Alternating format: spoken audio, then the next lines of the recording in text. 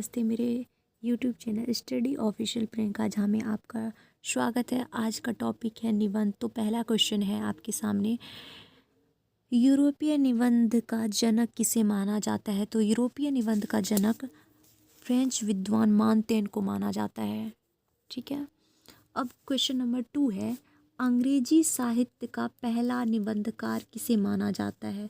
तो Lord bacon को अंग्रेजी साहित्य का पहला निबंधकार माना जाता है। क्वेश्चन नंबर 3 है, हिंदी निबंध का उद्भव और विकास किस युग की देन है हिंदी साहित्य की दृष्टि से? तो वो है आधुनिक काल की देन। ठीक। क्वेश्चन नंबर 4 है, हिंदी निबंध की शुरुआत किस शताब्दी में हुई? तो 19वीं सदी के उत्तरार्ध में हिंदी निबंध की शुरुआत हुई। क्वेश्चन नंबर 5 है, हिंदी के प्रारंभिक निबंधों को शुक्ल ने क्या कहा था? तो गद्य प्रबंध कहा जाता था हिंदी के प्रारंभिक निबंधों को।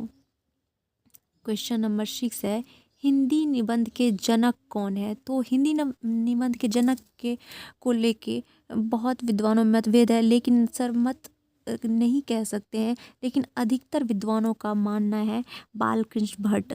बालकृष्ण भट्ट को हिंदी निबंध के जनक के रूप में माना गया है। अब शुक्ल जी ने हिंदी निबंध की परंपरा का सूत्रपात किस युग की देन को माना है? तो वो है भारतेंदु युग।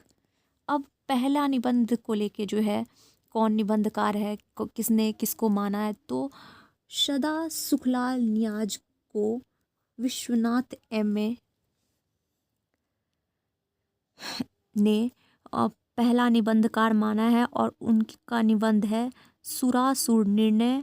इसका प्रकाशन वर्ष है 1840।